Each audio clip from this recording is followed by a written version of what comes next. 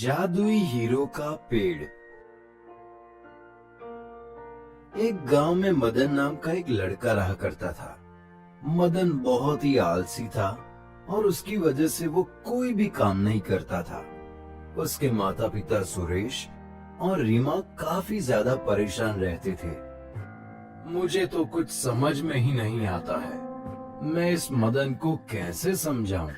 अब तो इतना बड़ा हो गया है कि कुछ काम धंधा ही कर लिया कर, पर हमेशा मेरे ऊपर ही रहता है। अब मैं बूढ़ा हो चला हूँ, मैं कब तक इसका खर्चा चलाता रहूंगा। हाँ, आप एकदम ठीक कह रहे हैं। आप उससे बात क्यों नहीं करते हैं? उसे समझाइए कि अब वो कमाया करे। अरे वो कोई छोटा बच्चा तो रहा नहीं, समझाता तो हूँ पर वो मानता ही नहीं है। अब कैसे समझाऊं उसे। तभी मदन वहाँ पर आ जाता है और अपने माता पिता को बात करता हुआ देख, क्या हुआ, आप लोग किस बारे में बात कर रहे हैं?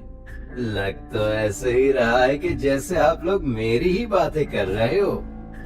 हाँ मदन, हम तेरी ही बातें कर रहे थे। तू पूरे दिन ठौला घूमता रहता है, थोड़ा काम धंधा ही कर लिया कर। अब हम लोग बूढ़े हो चुके हैं। अरे पिताजी, आप चिंता क्यों करते हैं? मैं ऐसा काम करूंगा जिससे आप आराम से जिंदगी भर बैठकर खाएंगे। बेटा, सपने देखना बंद कर दे और कोई काम धंधा कर ले। हमें सपने मत दिखा, बल्कि काम करके दिखा। अरे माँ, आप पिताजी को समझाइए ना कि वो मेरी बात पर विश्वास करे। अरे बेटा, मैं क्या समझाऊं? मुझे तो तेरी सब बात पता है। तू कोई भी काम धंधा नहीं करता है। अब तेरे पिता बूढ़े हो चुके हैं, तुझे कोई काम धंधा करना चाहिए। और ये कहकर वो दोनों वहाँ से चले जाते हैं। उन दोनों के जाने के बाद मदन अपने आप से, ये दोनों तो बस काम धंधे की ही बातें करते रहते हैं, मुझसे तो काम धंधा नहीं होता है। हे भगवान, अब तू ही कुछ ऐसा कमाल दिखा जिससे मैं रातों रात मालामाल हो जाऊं। और ये कहकर वो फिर से घर से बाहर निकल जाता है और बाहर आकर वो फिर से इधर उधर घूमने लगता है। धीरे धीरे समय बीतता जाता है और एक दिन की बात है, मदन अपने दोस्त सोहन के साथ बैठा होता है और उससे कहता है, अरे सोहन भाई, कोई ऐसा तरीका नहीं है जिससे मैं अपने माता पिता को खुश भी रख सकूं और मुझे कोई काम भी ना करना पड़े।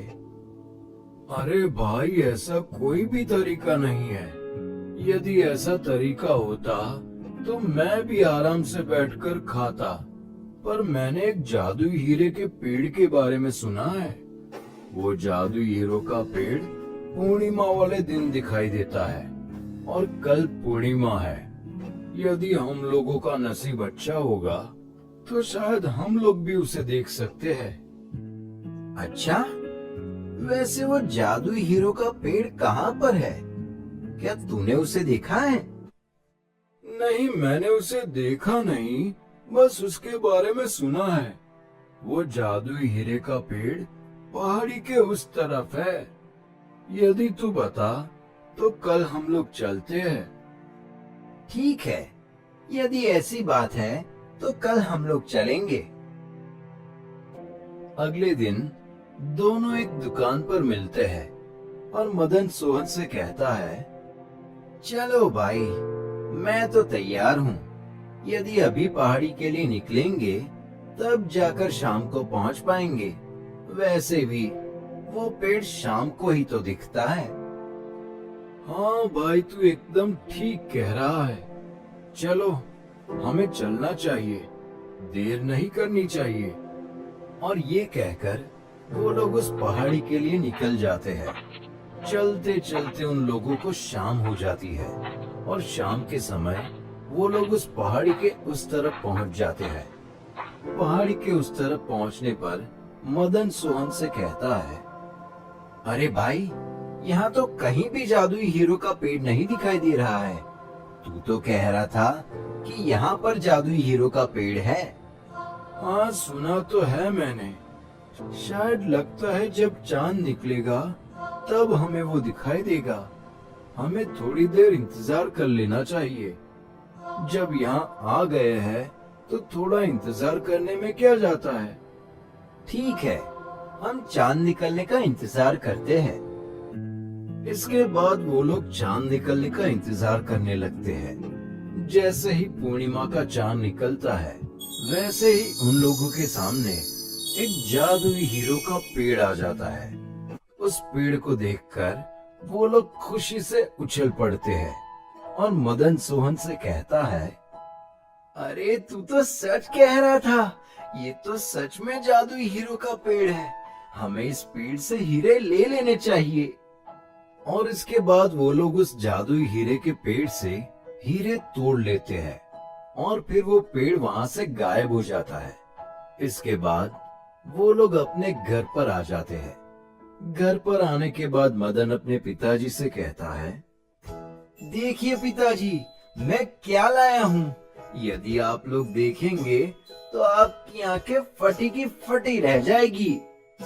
ऐसा तू क्या लाया है जो मेरी आंखें फटी की फटी रह जाएगी। इसके बाद मदन उनको हीरे दिखाता है, पर वो हीरे सांप बिच्छू में बदल जाते हैं और ये देखकर मदन बुरी तरह से हैरान हो जाता है और वो अपने माता पिता से कहता है, अरे ये कैसे हो गया। अभी तो मैं हीरे लाया था, ये सांप बिच्छू में कैसे बदल गए। ये देख सुरेश मदन से कहता है, बेटा यदि इस तरह किसी को हीरे मिल जाया करे तो कोई भी काम ना किया करे। वो एक मायावी और जादुई पेड़ था जो लोगों को भ्रमित करता है और अपने पास बुलाता है। वो तो अच्छा है कि तुम सही सलामत घर लौट आए, वरना तुम्हारी जान भी जा सकती थी। अपने पिता की बात सुनकर मदन को सब समझ में आ जाता है और फिर वो उनको फेंक देता है और मेहनत करके रुपए कमाने लगता है और अपने माता पिता के साथ खुश होकर जीवन बिताने लगता है।